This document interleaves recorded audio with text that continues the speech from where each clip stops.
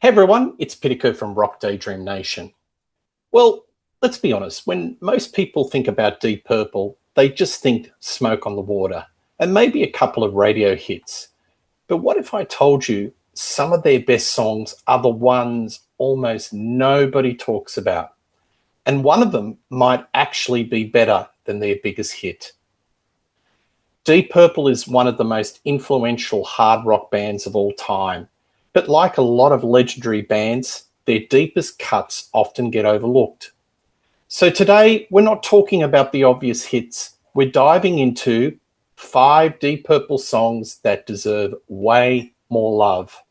And trust me, number 3 is the one most fans completely miss. My first pick, Shield, Mark 1, Deep Purple. This is a track that shows a completely different side of the band. This isn't their most famous song, but it could easily have been if it received radio airplay in the day alongside other bands such as Procol Harum.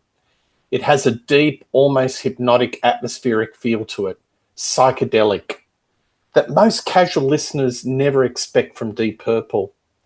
It could have been a 4-minute pop song if not for the woodblock percussion, propulsive drums from Ian Pace, crushing guitar from Ritchie Blackmore. It's not just about energy or riffs, it's about mood.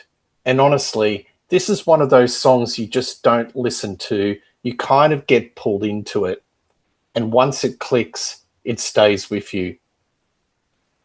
My second pick is Hardloving Man, Mark II, Deep Purple.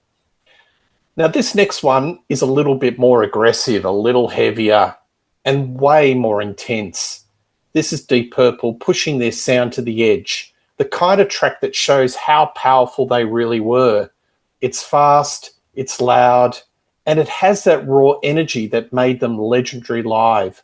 But for some reason, it doesn't get talked about nearly enough today, and that's a shame, because it absolutely holds up, considering that, and arguably, this invented Gallop Rock, which would have been passed down to such disciples of Deep Purple as UFO, Iron Maiden, and the like. All right, this is the one I was talking about earlier. My number 3 pick, You Fool No One, Mark III, Deep Purple. Most people scroll right past this song without realizing what they're missing, and that's the problem, because this track is layered. It's unpredictable. And honestly, it feels ahead of its time. There's so much going on in it that you notice something new every time you hear it.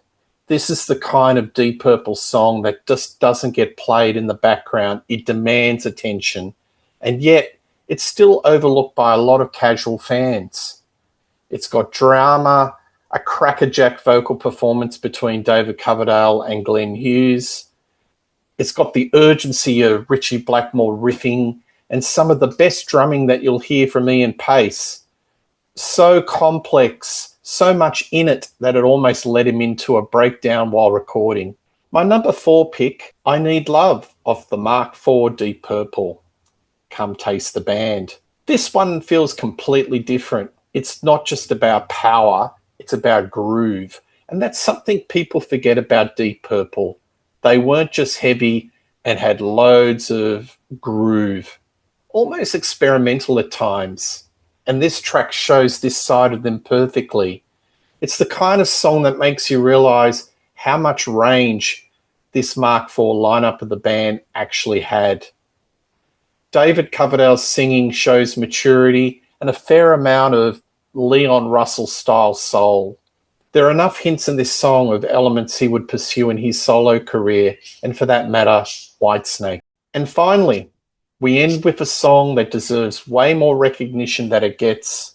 Number 5, Wasted Sunsets, Mark II, Reunited, Deep Purple. Not fastest or their heaviest, but it captures everything that makes Deep Purple legendary in one track. The tone, the emotion, the musicianship, the heart, it's all there. And if this song had been released as a single or come out at a different time, there's a real chance it would have been one of their biggest ever hits. But instead, It stays hidden in the deeper part of their catalogue, and that's why it belongs on this list. So now I want to know, what's one Deep Purple song you think is massively underrated, and why? Be honest. Do they have deeper cuts that deserve more attention than their biggest hits? If you enjoyed this, tap like. It really helps the channel. And if you're still discovering hidden gems and rock music, check out this next video right here.